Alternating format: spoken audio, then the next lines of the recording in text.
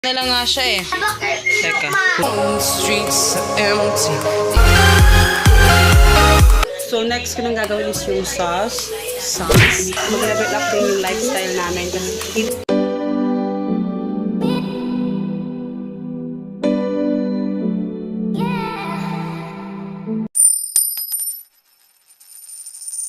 hello guys, good morning.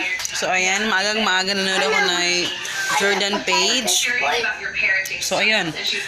So yan, ano ba yung Jordan page? Tapos, si Hagritis nagbo-breakfast na siya. Si Papa nakaalis na. Teka lang.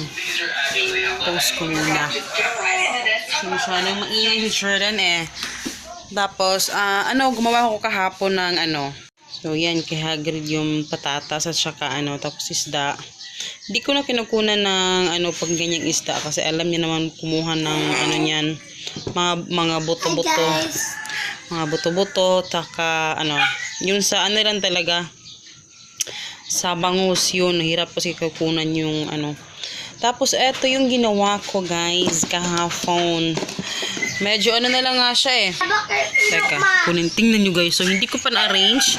Ngayon ko pa i-arrange yan. Diyos ko. Tapos, eto. Naubos na yung grapes. Yung grapes si Papa bumili niyan eh.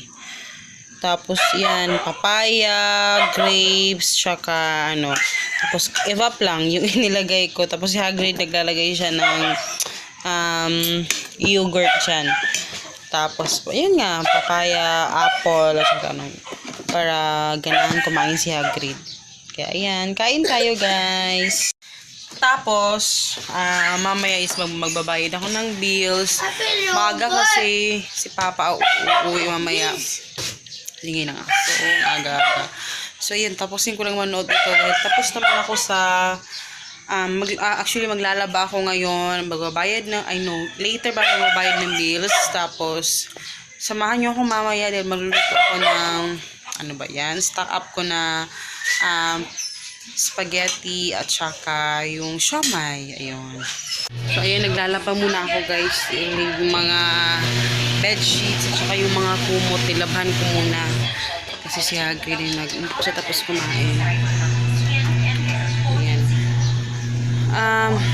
Medyo marami ko yung bed sheets napalitan ko na in fairness. Tapos stop ko muna yung panonood sa kasi hindi ako makaka-focus sa gagawin ko. Kailangan tapusin ko muna ito lahat dahil kailangan ko talaga ngayon magbayad ng bills. Kailangan na, so kailangan maging active ako today. At saka yun. So, ayan guys, tapos na akong maglaba. Tapos rin ako magugas ng plato. At saka, yung floor na lang, yung mga kanin ni Hagrid sa baba. Yun na lang kailangan kong ilisan. At kailangan ko na magsimulang magluto ng spaghetti. Ano pa ba? Yun, spaghetti, siomai. Sana ako ngayon banana bread kasi hindi ako nakabili ng flour. Ayan. So ayan, nagpapainit na ako. Ayan, painit ko ng tubig. Gagawin ko dalawang batch yung ating Tapos maglilinis ako ng refrigerator. Kailangan kong i-arrange ito ngayon dahil si Papa, nung nag-grocery ako, si Papa lang yung tinan nyo, pinasok niya lahat dyan. Kaya ayan yung itsura. Kukunin ko yung, di ba nyo? Pati yung pasta nasa loob ng refrigerator. Tapos, walang condensed milk dahil iniiwasan ko muna ngayon yung sweets. Dahil yun, pero yun yung favorite talaga ni Papa namin. Favorite namin yun, pero ngayon, yan lang muna. Wala munang condensed milk. Pero matamis pa rin naman, pero iba kasi yung lasa talaga pag may condensed milk kasi matamis talaga. Parang, Pinoy. Diba? So, yun, lutuin ko na. Tapos, kunin ko lang yung ating, dito ko lang sa chiller nilagay ito kagabi. Yung pinabili ko kay Papa na, isang hotdog lang yung pinabili ko sa kanya kasi natatakot na akong kumain ng hotdog, guys. Kaya, Ayan, 10 pesos lang to. Yung malaking hotdog. Cheesy, CDO Cheesy Oriental. Ayan. Tapos, nang pabili ako sa kanya, medyo malaki nga yung binili ni Papa, dumpling wrapper. Sinabi ko sa kanya yung maliit lang. So, ayan. Ang dami, no? Sobrang dami. 250 grams. Actually, may egg yan. Pero, hindi naman, carry lang naman kahit may hindi na talaga yung pure na egg talaga yung kainin ni Papa. So, ayan. Tapos, eto, ano to, beef cubes, para yan sa so ito yung kasi meron pa akong natira na ground beef doon, ground pork yung binili ni Papa kagabi. Hindi ko alam bakit ground pork yung kanyang binili. Papa tagabi, yung mahal talaga ng ground ang beef pork ngayon, diba? Mahal. Sabi ko sa kanya ground beef, binili niya ground pork. Wala tayong magagawa.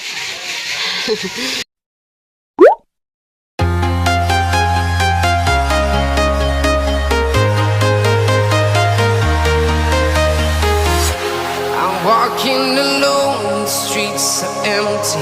The only thing I can see is my own silhouette. I'm getting stronger, step by step. The clock is ticking, but there's no time for regrets. I've been flying from town to town, from London to Taiwan. I've been all around the globe, trying to protect your soul. We are heroes tonight. We will fly above the sky. We are heroes tonight. Yeah. We are heroes tonight. We will fly above the sky. We are heroes tonight.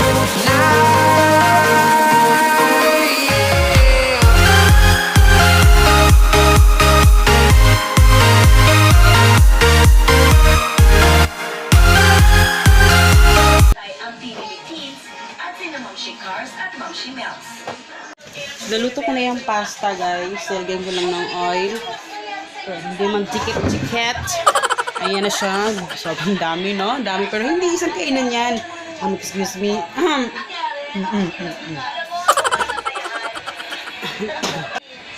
Ano yan? 3 dinners. For 2 weeks yan, ha? For 2 weeks. Siyempre, may snacks. Wala, ibutang mo muna. Bago sa TV, ibutang. Tapos, yun.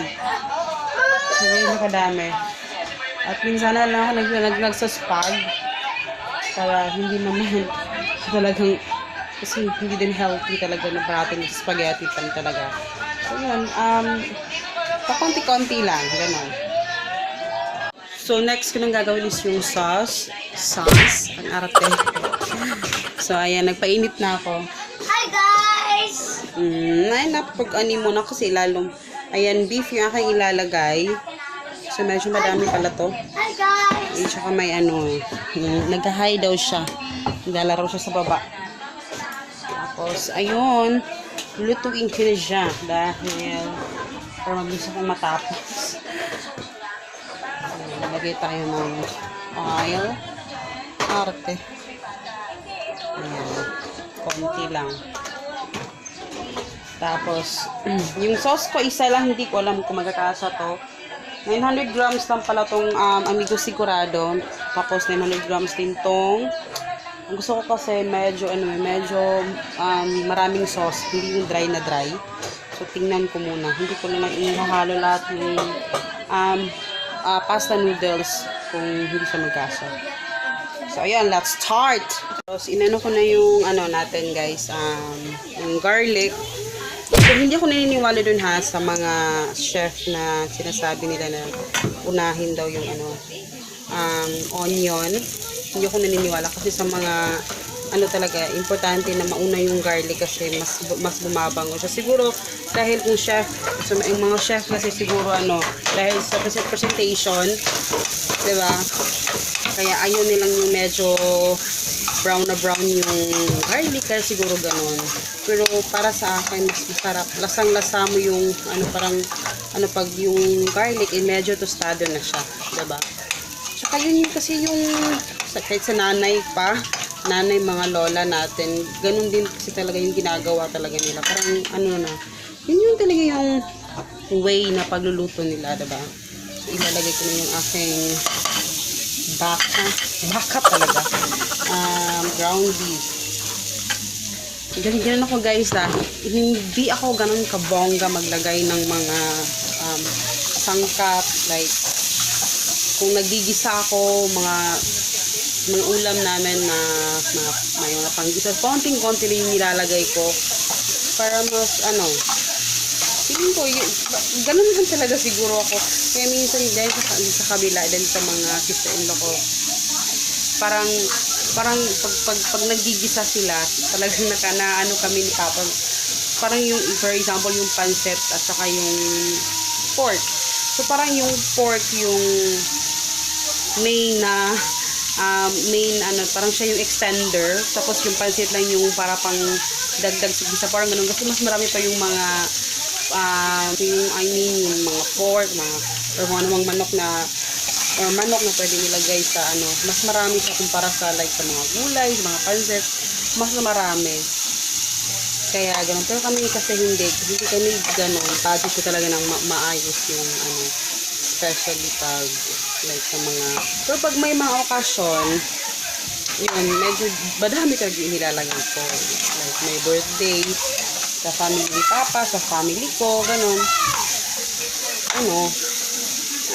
Madami akong nilalagay na mga. Pero kung kami lang naman, kasi usually kasi pag nagugulay kami, okay lang sa akin kahit konti lang yung mga meat niya na nakalagay doon sa gulay, kasi may ka-partner kasi yung isda or like lumpia, ganun, may partner kasi siya.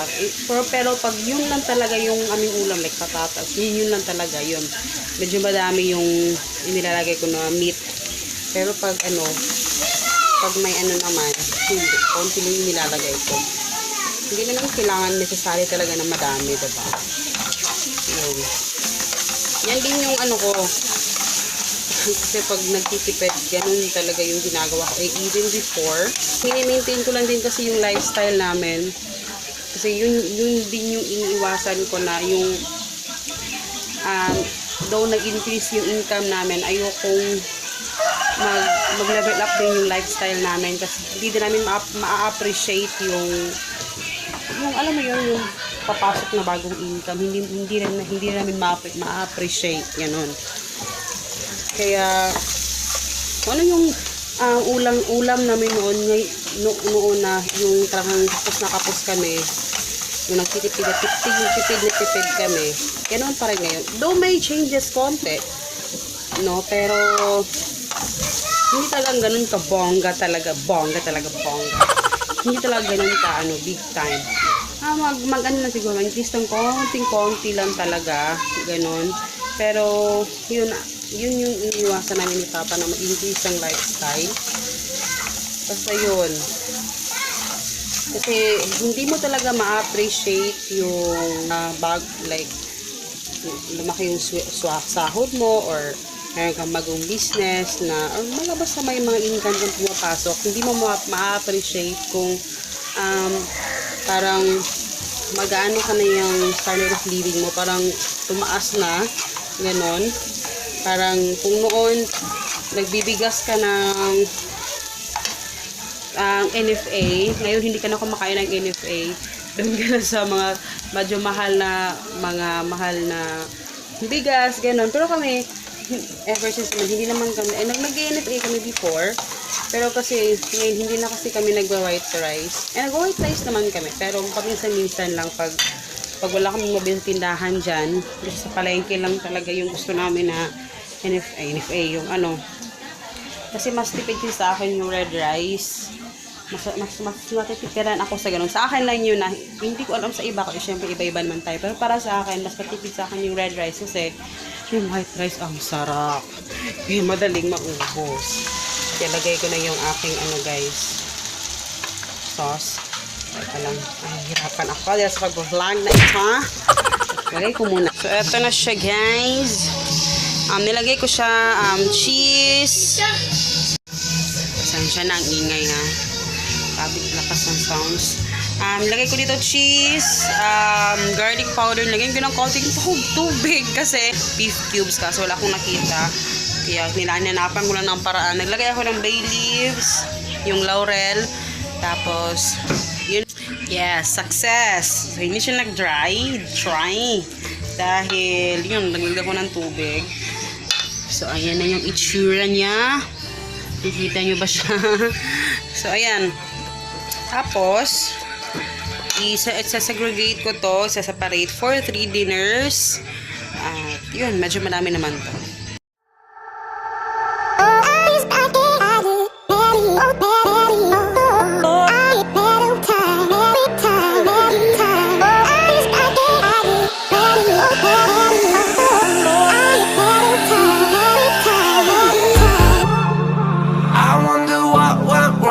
Today, why do I feel like Ito na siya guys. So, 3 dinners.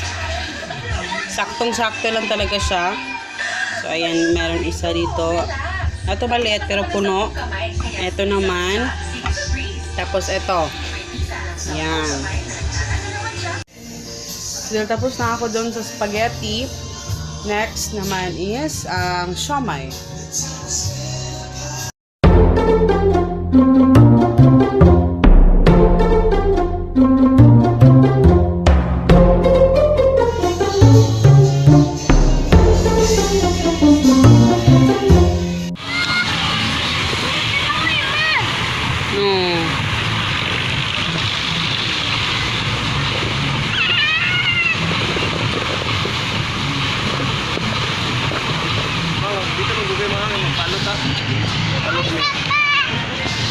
Agreed, mapia.